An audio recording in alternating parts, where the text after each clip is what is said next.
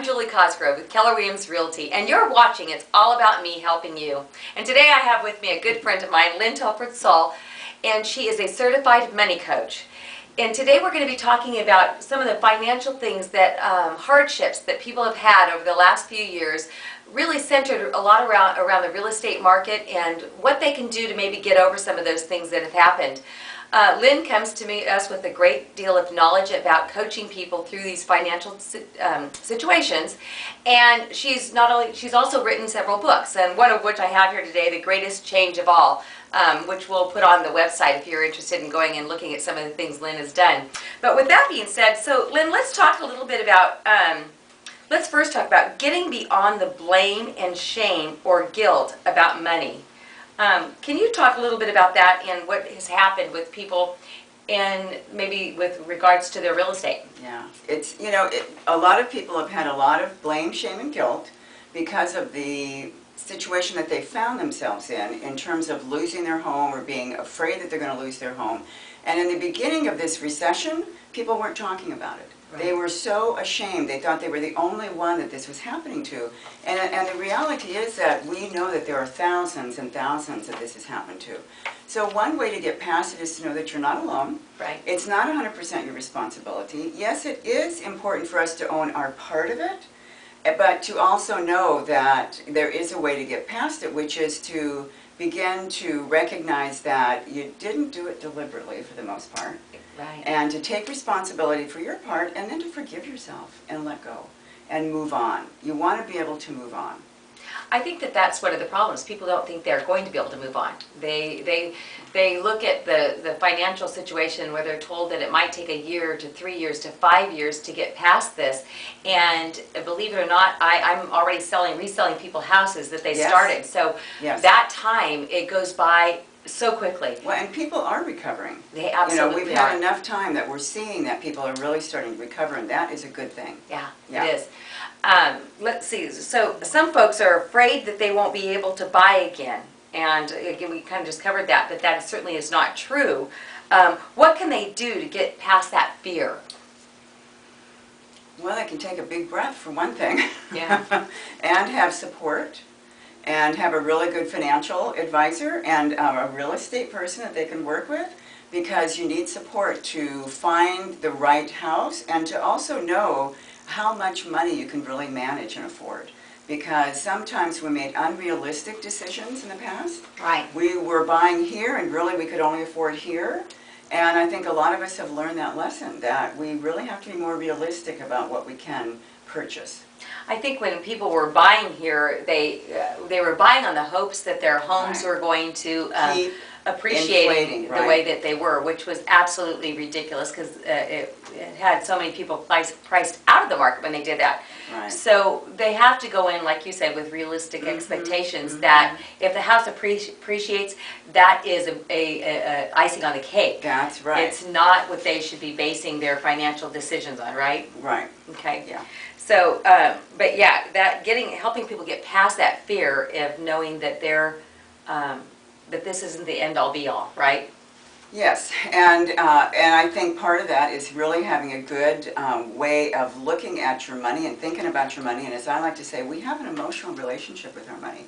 We don't always realize that, but money is a core survival issue for us. It's like food. And if we don't have enough money, of course we can't purchase food, and of course we can't purchase a home. So then how do we save for that? Right. Yeah. Right. And so some of the things that you do is you get people back on track.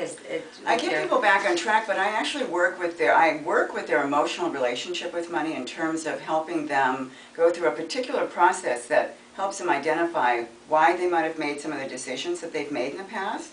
Looks at what's called the money history or money biography, which is really fascinating because so much of what we think and feel and believe about money is not conscious.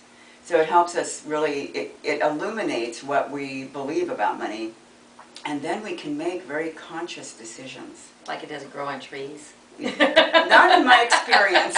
Right.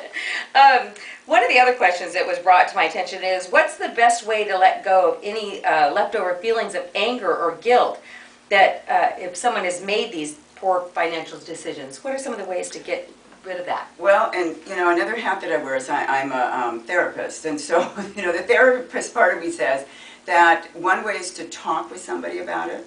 Don't just hold on to it yourself. So talk to a friend, talk to your pastor, talk to maybe a counselor, and get those feelings out, because if you're holding on to them and if you're feeling bad about them, they tend to fester and they don't go away. So that's the most important thing, is to just own the fact that you're having some feelings, address them, and move on. And forgiveness is an important part of the process. Absolutely. I know I'm not a counselor. I don't claim to be a counselor, but one of the things that I have found is that as I'm sitting across the table with people, in their 60s and even 80s, and they're losing their homes, I found that I've had to become a counselor of sorts. And people do start opening up, which is really, I agree, it does relieve some things. And sometimes I'll sit and I'll tell them my personal story and know that I don't just take what they're going through for granted. And when they talk to somebody who's been through something like they have, it absolutely makes them feel a little differently. Well, because they don't feel like they're alone. Right. Because that was the illusion that we operated on for the first couple of years, was that we were the only ones that this was happening to. And in fact, that's not true. Absolutely.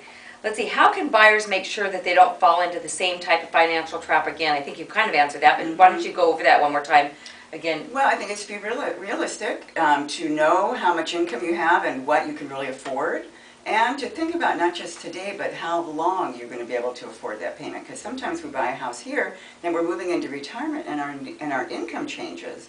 So you have to really think about the place in life that you're at. Right. And like you said, don't expect it to keep appreciating, because that's not the market we're in right now. No. What are 2 or 3 tips that you can help people stay on top of managing their money? I think the most important thing is to stay conscious. Okay. So one of the biggest mistakes people make with money is to avoid thinking about it or dealing with it. Okay. And so staying conscious means just staying aware of the inflow and the outflow. Right. I don't like the budget word. Right. And I think a lot of because it feels like deprivation. It does. And so what we can do I hate doing that. I know. But we want to manage our money effectively. And so if we know what the inflow is and we know what our expenses are, and we're really working to manage this, especially if we have a partner with them.